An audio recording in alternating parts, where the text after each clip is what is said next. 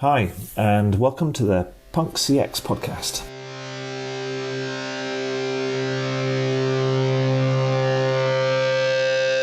My name is Adrian Swinsko, and I'm an advisor, best-selling author, speaker, and general explorer when it comes to customer and employee experience.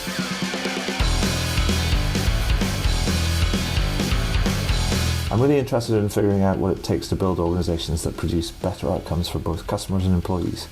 So with that in mind, I seek out and interview CEOs, entrepreneurs, business and tech leaders, authors and academics to uncover some clues about what it takes to build such an organization.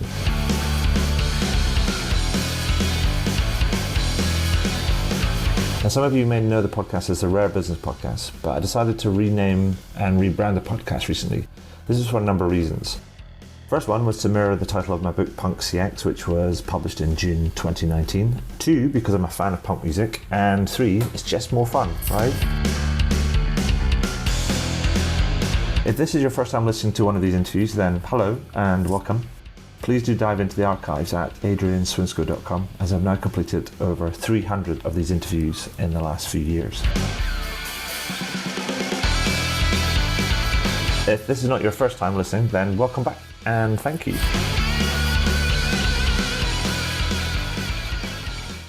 So welcome to the next edition of the Punk CX podcast. With me today, I have Stacy Sherman, who is the Director of Customer Experience and Employee Engagement at Schindler Elevator Corporation in the US. And she is also the founder of Doing CX Right. Hey, Stacy, how are you doing? I'm great, thank you. Yeah, great to have you on the podcast. But so, Stacey, for the benefit of our listeners and also some of the readers of the highlights that may or may not be familiar with your work, can you tell us a little bit about yourself and also about the work that you do? Yes. So I am living, breathing customer experience, humanizing business, and I'd say leading with a heart, 24/7 minus sleep hours and Great. parenting, I should say too. Very good. Um, So yeah, by day I am head of customer experience at a global company focused on North America, and also applying those best practices and mentoring people to get into the field, to elevate their brand, because I believe so much in the need of creating and inspiring better experiences so that real human connections and happiness can exist. And that's in our control. Right. Now, Stacey, we'll get into kind of like, because I really wanted to have you on the podcast to sort of explore a little bit of your experience. But before we do that, I know that we are coming towards the end of this year, and it's been such a strange, monumentous, kind of weird, kind of like few months, what with all the pandemic and everything. And I just wanted to start by saying, how are you doing? I love that question. Thank you for asking, because usually I'm asking others that. um, I feel like an elevator up and down, Right. ironically. Um, I feel sad in ways that I do have some family and close friends locally and haven't hugged them, my mom, in almost a year. It's just so, that's not how it's supposed to be. Mm, Um, and I feel like there's some other losses is the feeling throughout this year that's happened to me personally. But a good friend is helped to shift the idea that we have gained a lot too. And I know that we have gained. And I also know that it's not about we have to do anything, we get to. right. And just shifting those words around has really lifted me, elevated me, and it allowed me to elevate others in the process, because we're actually going through, I mean, I'm in America, you're in England. Um, and I speak to people, especially with the company I work for, that's in, I don't know, 5 continents. Hmm. We're all going through this human experience at the same time. Sure. So Sure. we gain an opportunity to connect in ways we never would have before. Hmm. Yeah, no, it's fascinating how, you know, constraints kind of drive all sorts of extraordinary things. And I mean, I bit like you, and I wouldn't necessarily use an elevator as describing, but I'm more of a I live by the sea, so I use kind of the ebb and flow sort of idea of the tides a little bit more, and I know that I've generally been kind of good, but there has been times, in particular, there was a time a few weeks ago that I definitely felt my energy ebb, Mm. um, and but it's kind of like starting to flow again, and I've started flowing again, and that's kind of fine. But it just almost a bit like just felt like, huh, you know what? You just have to recognize that that's going to happen, and it's a long race or a long journey, and we just have to keep going, and but we need to pay attention as I well. love I love what you just said, and I want to comment on that's another real intention of mine, which is with every day going into the next. Friday feels like Monday. Every day feels the same in a way. Hmm. Um, and I really have come to value the concept that we're not managing time.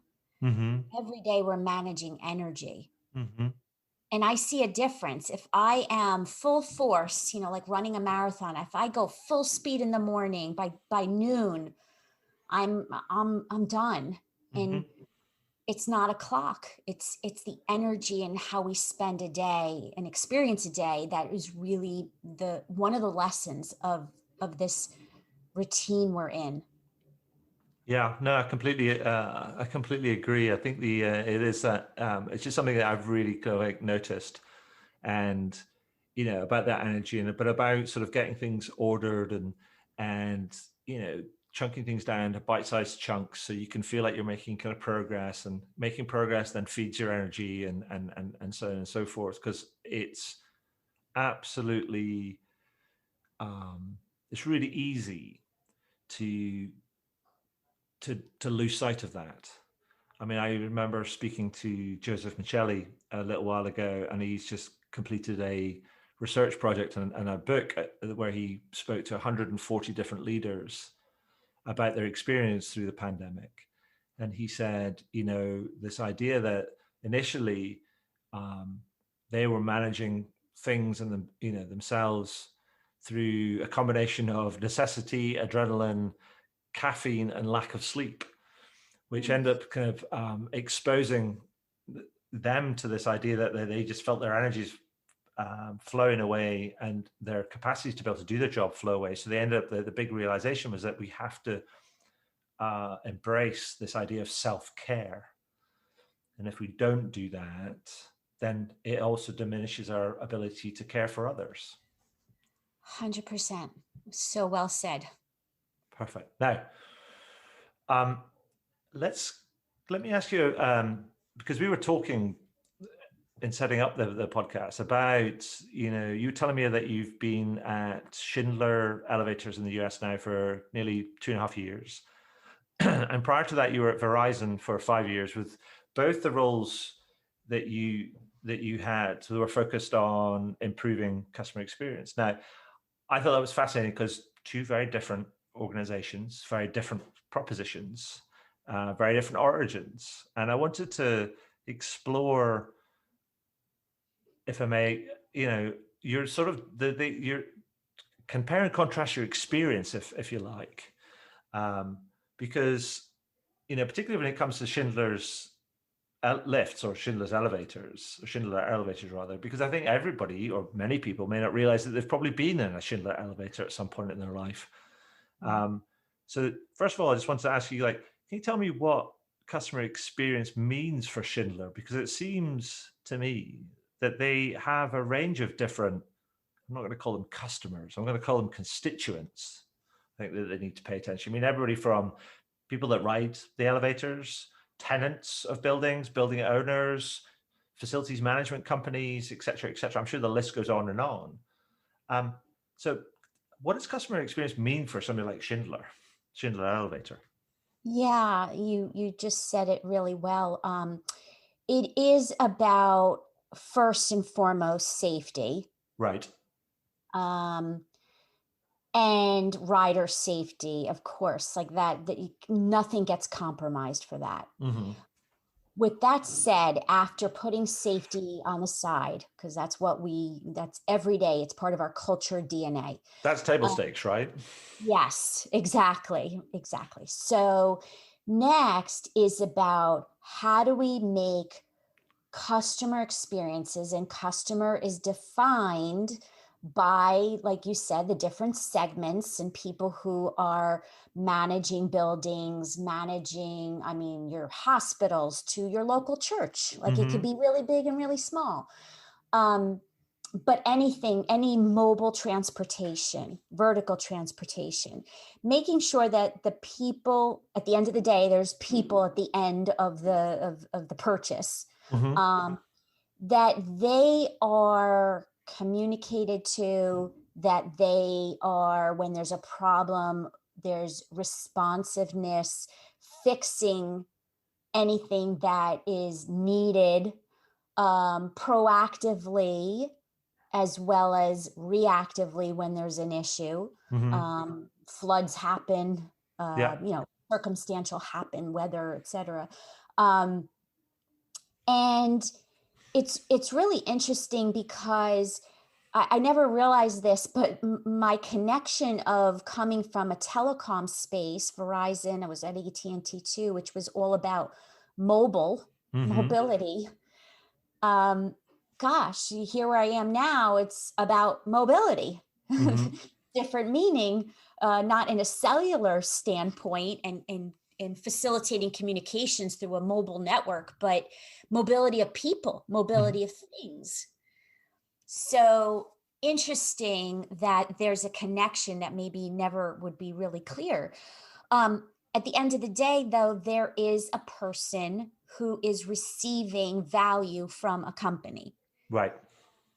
And so one of the things that I learned being at Verizon per se is, I was in three different departments, and I realized that even though the services and products are different, the same customer experience components are the same everywhere, which is, one was in a digital channel. So optimizing experiences so people can buy online, e-commerce, buy online, pick up offline, that whole omni-channel experience. And that's a component that, the online to offline is really important, and measuring that and creating those, designing those experiences.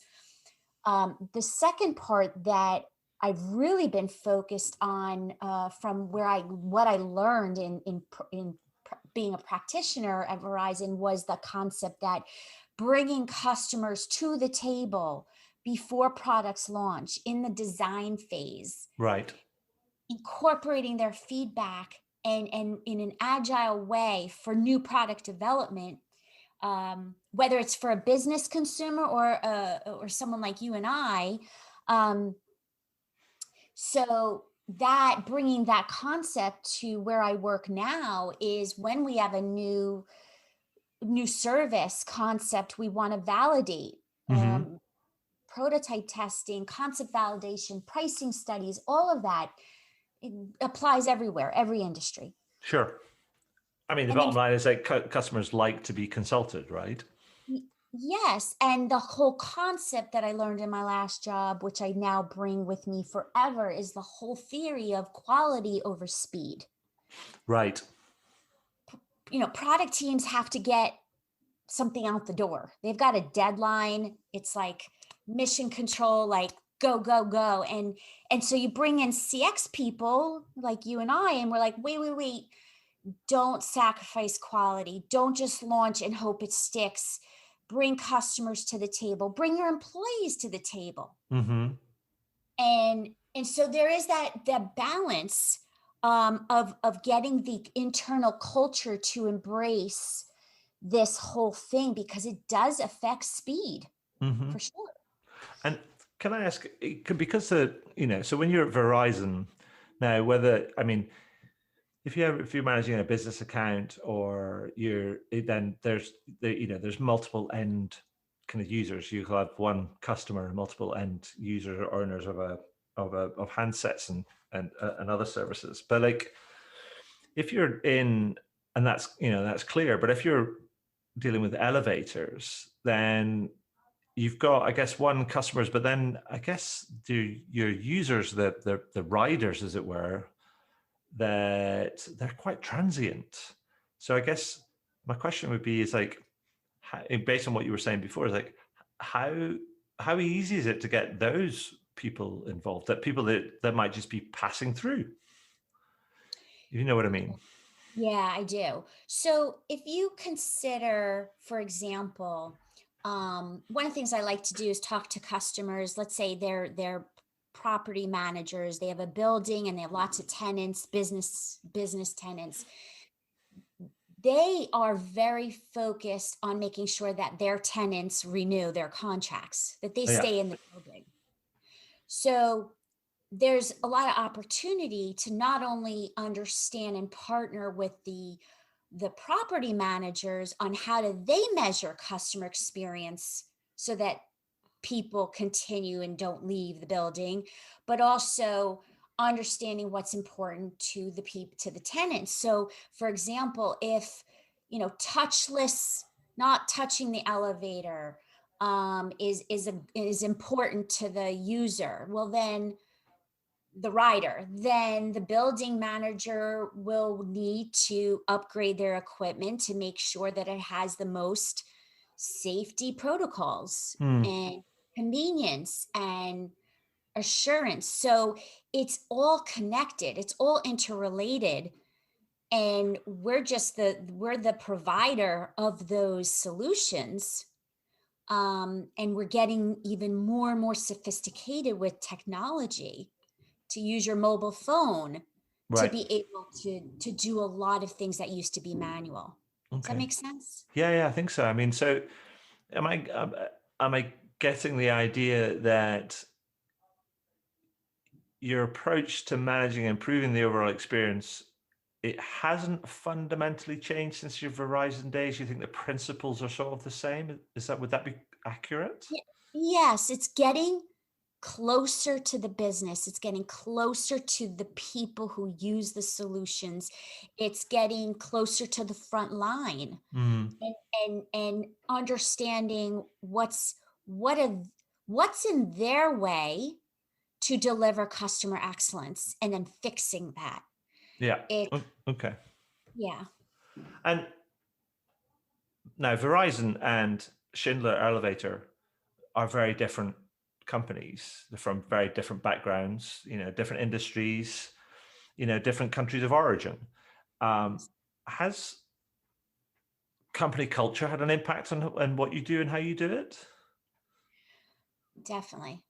Um, Definitely. So, and I will say over my career, not even limiting to Verizon, but other places too.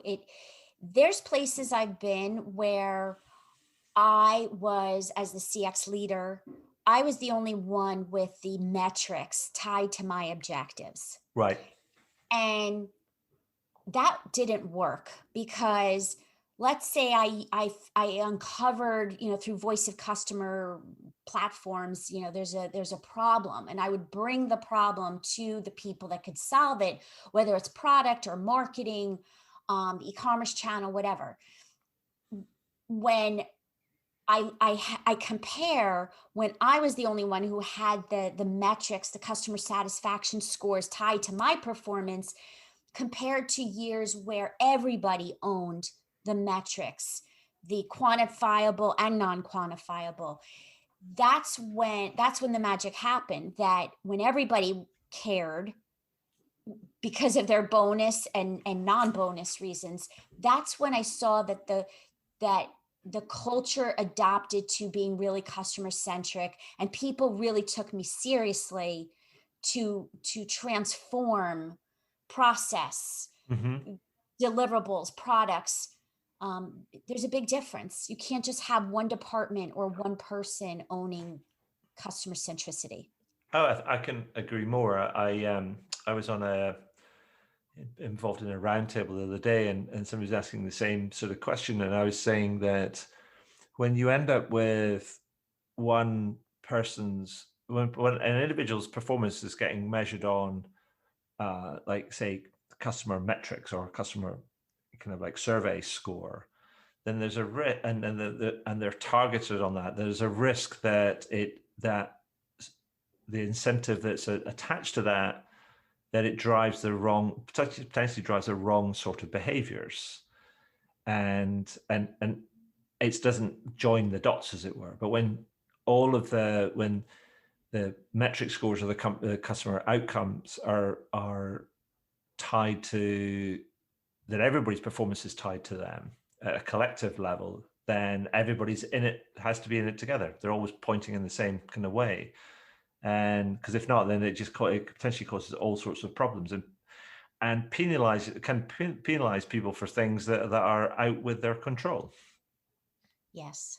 and also reward them for things where the it opens up the opportunity to things getting gamed. I told a story about going into pardon the example, a mobile phone company. And I was talking about a new kind of plan, or actually I wasn't talking about a new plan. I was changing something. And the assistant kind of turned around and said to me, now you're going to get a survey kind of like link through. And it would be really great if you could score me either a 9 or a 10 on that, because my compensation is tied, part of my compensation is tied to that. And I just thought that was horrifying. Yes. Yes, that is what I call doing CX wrong. Yes. Maybe we don't need to say anything any more plainly than that. But with that said, I am okay with telling a customer, did I meet your needs today? Is there anything I could have done to make it a better experience? Have that conversation, make sure that before you leave or they leave, that everything was taken care of. And Hmm. then I'm okay with saying, our company really cares about your feedback. When you receive a text or an email, really appreciate if you would fill it out. Oh, Review. sure. I mean, but sharing the prompt or giving a prompt, I think is completely fine. But tying the results that come from a prompt to somebody's, you know, um, reward is, I think it's a step too far. I think um, there's a thing called Goodhart's law. It's related to an economist, and it says when a measure becomes a target, it ceases to be a good measure. Mm. I think there's a lot of wisdom in that. Yeah, this is such a good conversation. I will say that one thing that's tricky for all of us is that when customers are, let's say, take NPS for example, which is Hmm. only one measurement of many. um, Customers don't know that there is a very big difference between an 8 and a 9. Yeah.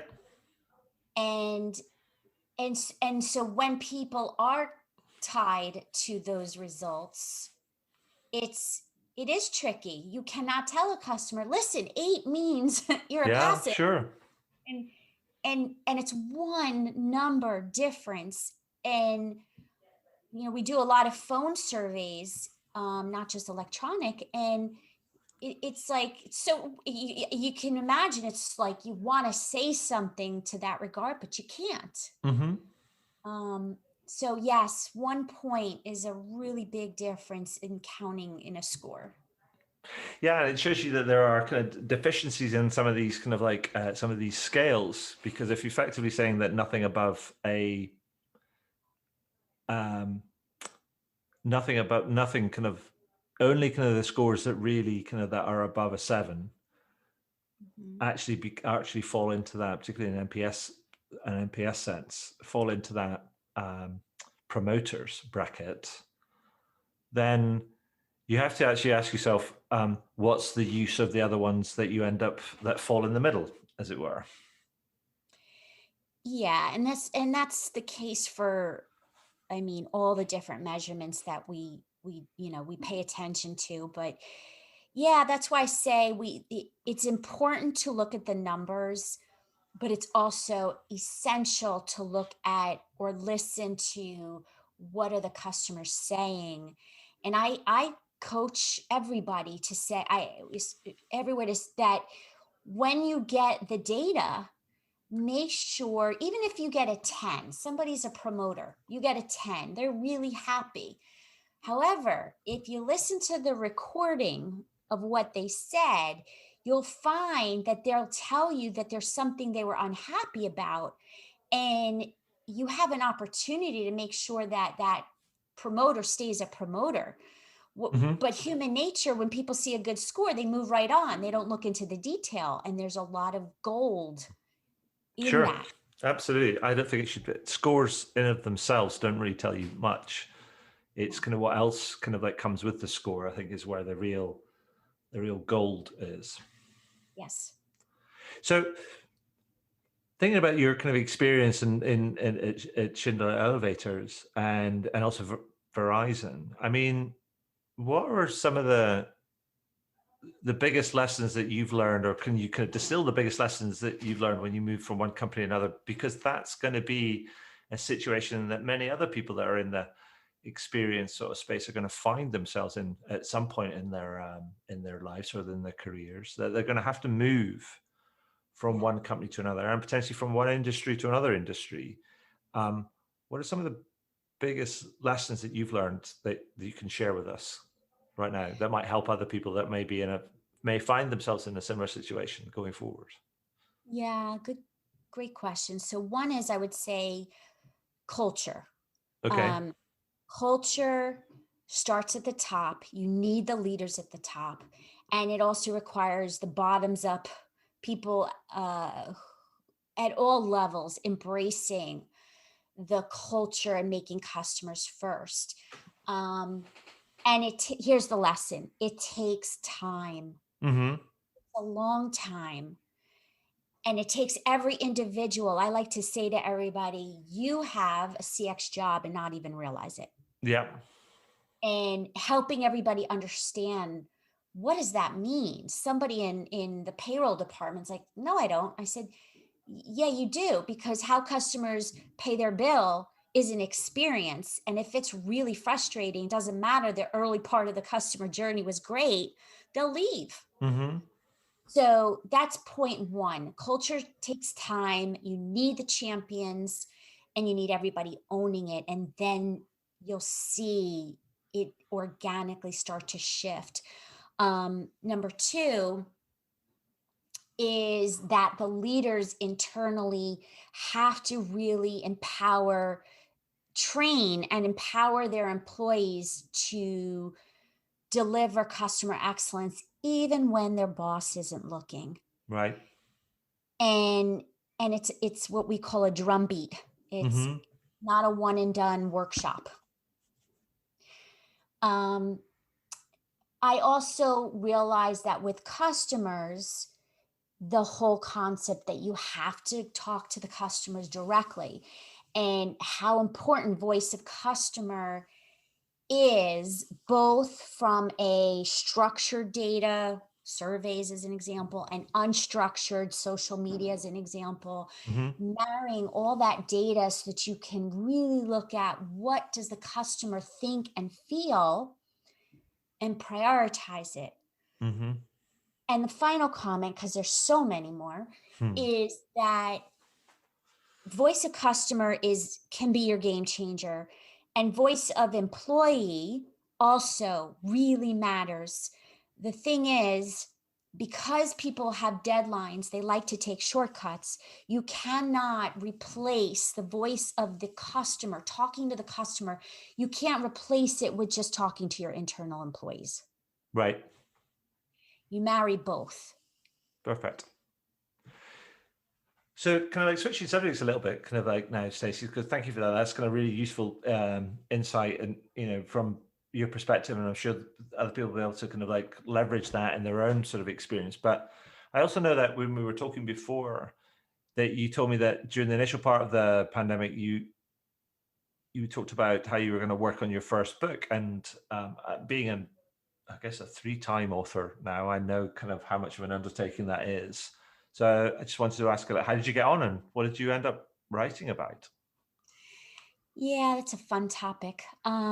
So I have done two books talk about COVID and the good and the bad. The good is that um, I don't know that I would have met the people I met online to actually have this happen otherwise, but I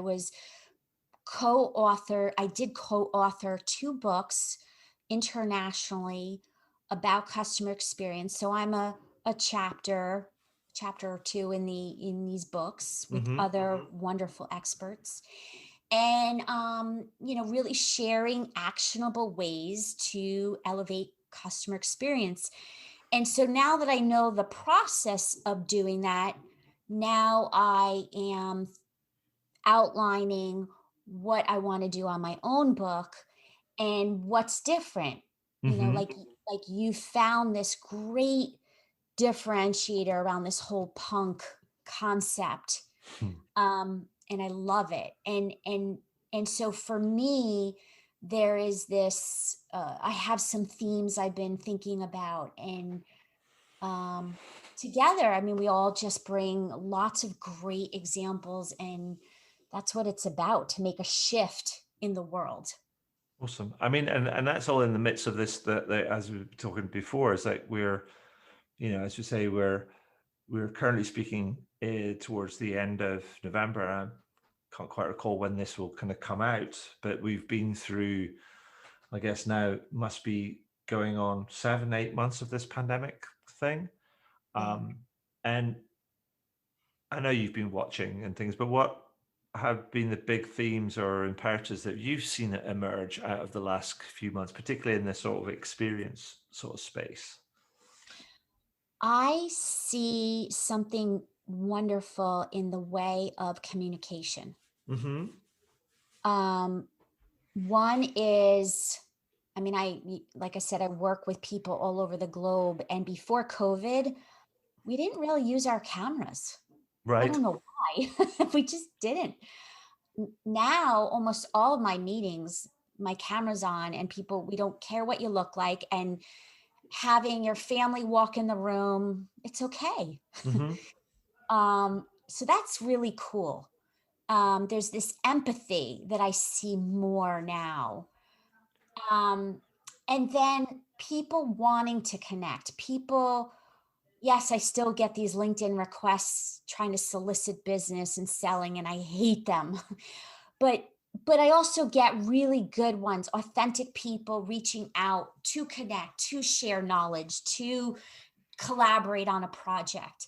And that's that I love an outcome of COVID more authentically. Right.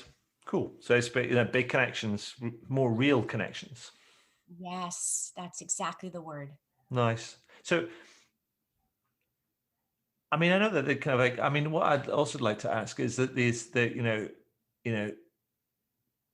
do you have a couple of examples of like sort of firms or maybe even just people that you believe have really shone throughout this period, and so what have they done to earn that praise, and what can we learn from them? Because I think we can talk about platitudes kind of all day long and Mhm. ideas and things, but actually kind of tying them to examples that we can look to and investigate further and really dig into, I think sometimes more useful. So, Yeah. do you have a couple of examples that you think I just think love what they've done or what that person's done? Yeah, so I'll talk about a person and then I'll talk about a brand. So Okay, cool. the brand, which like we said, people are brands too, but Hmm. um so a company that I feel describes what you've talked about but it was before COVID. It's just they continued it, and that Uh-huh. to me is Starbucks. Okay.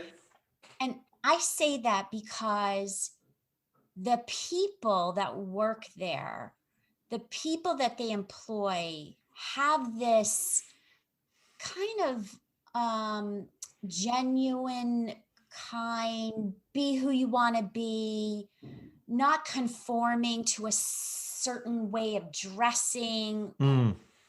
It's like they really embrace people, be who you are, show up how you are.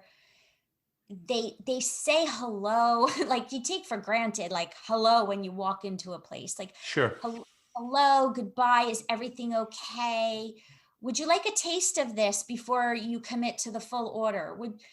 Do you need me to remake it with no excuse, no reason needed? Um, so I say that Starbucks is obviously also applying the protocol safety, like Hmm. everybody now. But I think it's really about how they have embraced their employees, Yeah. um, and then that transfers over to the customer experience. I kind of thank you for sharing that. I actually saw, I don't know if it's come out in the States, but it was definitely here in the UK that they did a piece of advertising. And I think it run through parts of the last few months. But there was a piece of advertising they did about a transgender individual that was going through the change, and then that and at that as they were going through the change, they changed their name, and how the name was tied to their identity, and that the whole idea about going into Starbucks and then using their quote unquote sort of new name and being having that name being called out, and how it was tied to their identity and things, I thought was just a wonderful, wonderful story. And about, as you say, being kind of inclusive to people. Everybody's welcome. You know, tell us your name. And I just thought that was a wonderful thing. I don't know if that was replicated. I think it was filmed here in the UK. I don't know if the same sort of theme was replicated in the States, but I just thought it was a wonderful piece of film that was based around all are welcome.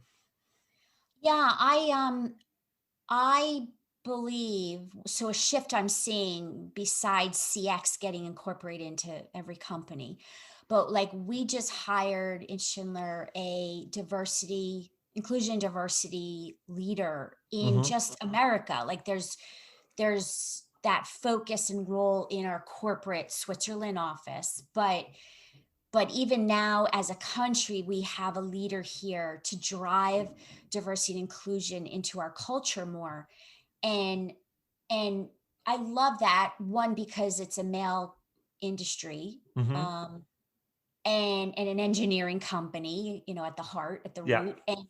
And so more and more and more companies are bringing diversity inclusion leaders and giving focus to that. So while there's the Starbucks that has been doing this for a very long time, Sure. more companies that are very corporatized are learning and adopting that Starbucks culture Mm. slowly. Yeah. So who was the kind of the person that you want to highlight? Ah, yeah. So to me, it's Oprah Winfrey, and the reason We love Oprah. it, Oprah rocks. it's like, yes, we could talk only about Oprah all this time, but something she did during COVID. And there's a lot of reasons why, probably now, because of things going on in the culture and society and politics and all that. But at the root of all this, she has a show on Apple, and I can't remember his name, but the theme of the show and the topic is uncomfortable conversations. Right. And it's a platform that she's had people come on and talk. And I mean, they're really uncomfortable conversations. And while she's always been known for bringing authenticity out into the world through her guests, this particular show and the topics, um, it just really moves me. And I hope everybody, maybe in the show notes, we can put a link to the show, because I want more people to have uncomfortable conversations. I want taking the elephants out of the room, and let's be real. Hmm. And if that can come out of COVID more everywhere, then COVID will have been worth it, even though we had a lot of loss. Yeah, I mean, I think the uncomfortable conversations, I think I think the last few months is it's highlighted the need for it, and how there's still some resistance to having those conversations, and the denying of the need to have those conversations. But I think that the desire will override the the resistance, and because there is an absolute need to have them. And Yes. fair play to Oprah. I mean, she's leading from the front again. Um, and I'm pleased. I'm totally going to look that up. I hadn't heard of that, about that show. So I'm definitely going to look that up, because I think that sounds marvelous. It is. It moves me every time I've watched twice. I've had family members watch. I can't wait to talk about it after with you. Awesome. So, Stacey, from your perspective, if we just like say we're in the middle of the maelstrom right now, and we're getting used to the maelstrom, I think. But if we sort of like, I know it's probably a fool's errand, but if I ask you to kind of like peer into the future, what you think the future kind of service and experience kind of might look like, and what do you think some of the key challenges might be, um, under the understanding that everything might change tomorrow, as it seems to be doing every other day. Um, what would you see coming up that you think these are some of the biggest challenges that brands and organizations are going to have to tackle if they're going to start achieving and delivering the experiences that we as customers want to see, and as organizations and employees and organizations and brands want to deliver? I believe the challenge and the opportunity is all around digital and technology, Okay. because technology has been a great way to deliver to to enhance. We need technology. The Sure. thing is that, as a proponent of humanizing business, Hmm. we can't let technology take away the human element. No. And so while we're all remote, not in offices, not on premise with people as much, we have to be very mindful that we can't let technology be the only way. We have to figure out how to still keep the human connection and use technology as an enhancer, Sure. not a solution. It's not the be all and end all. No. I mean, it can be if that's your business model and that's your kind of your value proposition, as it were. But I guess I've always kind of thought about it. It's about being conscious about the balance that you're striking and being very deliberate about it. Because I think people fall into the trap that technology kind of seems to be easy, and then you end up squeezing out the human part of it, the heart, as you would say, I guess. And in doing so, what we end up doing is there's almost delivering a suboptimal or an underachieving experience. Yes. So here's an example Hmm. from myself with a consumer hat on. I yesterday was sorry, 2 days ago, I was online chat on a Hmm. website, and I was trying to get help. And after going through this story and the issue, I ended up getting passed to another online rep, who then asked me to repeat my story. Yeah. And I never got to a human. Like, Hmm. I never got to a solution.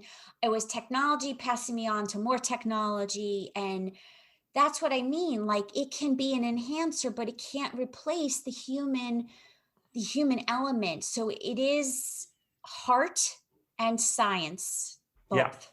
no, absolutely. I think that's it's kind of key, but I guess it's like you gotta strike the kind of the balance.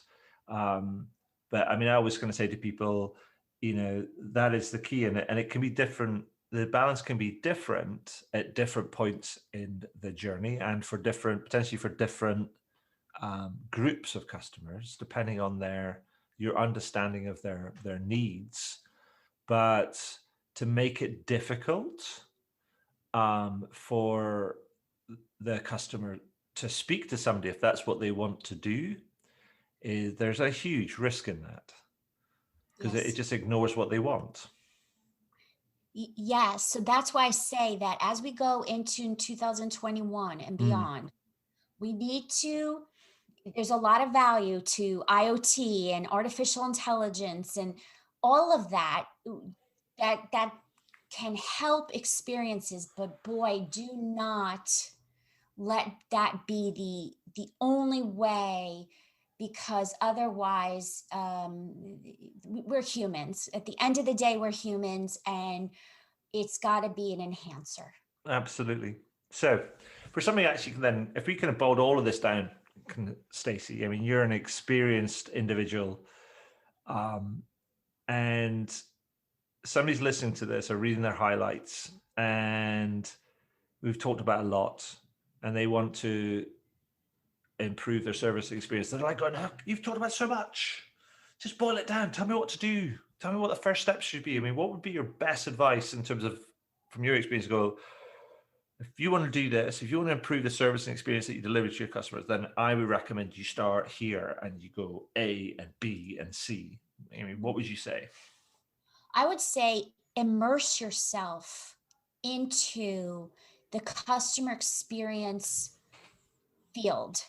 There's so many websites like yours, like mine, doing CX right. Mm-hmm. Um, Spend time reading the blogs, listening to podcasts like this.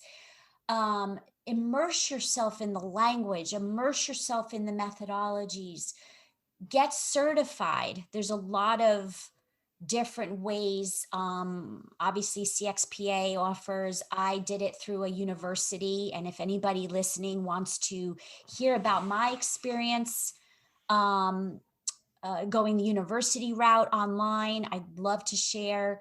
But there's so many resources that you could do right from your couch.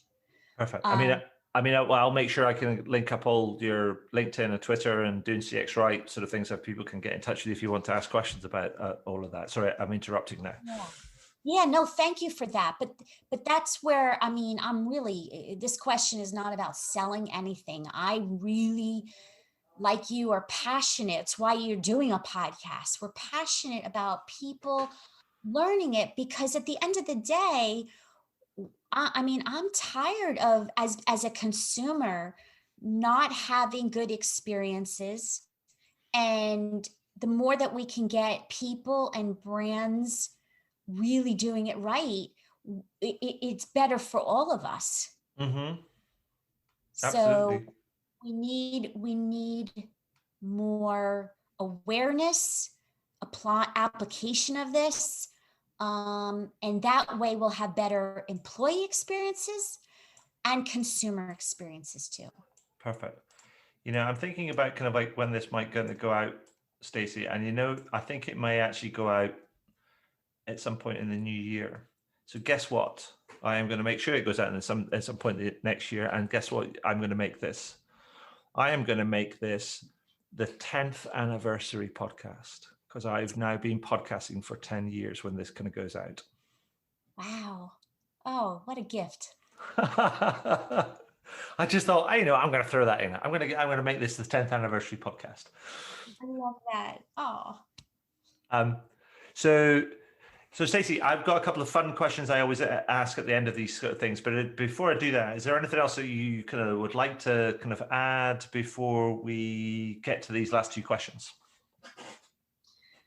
No, I feel like every topic we've had, we could spend an hour just on those alone. So I love the journey that where we've been going. Cool. So, um, and like you, yeah, we could have chewed on some of those sort of things in much greater depth, and also kind of for and spent a lot of time on them. But um, people, I will make sure that people know where they can find you if they want to pick up and explore any of those things with you. But the two questions I want to finish on are related to the book I published last year, in 2019, called Punk CX, and I've been asking two questions of people, so on like an ongoing basis. It's almost like this extended piece of panel research. And the first one I've been asking them is, what one word or one or two words would you use to describe a more punk approach to customer experience? The first word, there's two, but they're synonymous, is fearless and courageous. Fearless and courageous. I like those. I like those. I'm just going to make sure I write those down. Fearless and courageous. And the second question I wanted to ask was, what sort of brand or company or organization do you think epitomizes that type of ethos? Meaning that they're not embracing it? No. What sort of what kind of company or brand do you think epitomizes that sort of punk kind of ethos, that fearless or courageous kind of ethos? Ah, I would say, I mean, my favorite brand is Trader Joe's. I don't know if you have that where you are. I don't think Uh, so. Are they okay, fearless? Are they courageous? they are. They again, it's the employees. Right. It's it's the employees that work there. It's the empowerment of the employees to do whatever it takes Right. to make the customer happy. And the reason why I love fearless and courageous is because there's so many naysayers. There's so many people that will say no. There's so many obstacles. Mm. And I feel that company is really embraces the employees' ideas Mm-hmm. and lets them own fearlessly to make the customer happy, whatever it takes. Perfect. What a great example. And it's not just about the customer experience, but it's actually about the employee experience. And if you enable the employees to act in that sort of fearless and courageous kind of way, then they're going to deliver the experience that customers want. Yes, and by the way, it's a, I guess the category is a supermarket. Trader Joe's is a somewhat of a supermarket, but and there's so many supermarkets even in my town, but I will drive 10, 15 minutes further Yeah. to go to Trader Joe's. I would probably pay a little more too because of the experience from the moment I walk in the door. Perfect. What a great example to finish on. So, Stacy, just want to say thank you for that. Congratulations on the books and also kind of your success today. Thank you for sharing your time and your experience with us today. That's been awesome.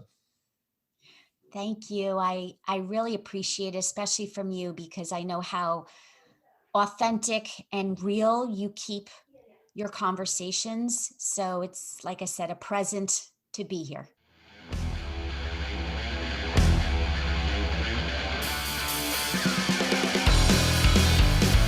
Well, that was cool. I hope you enjoyed it. I did, and I always do actually, because I always learn something new when I speak to some of these amazing kind of people. And it's always something new that I can incorporate into my writing, speaking, workshops, and other sort of advisory work that I do.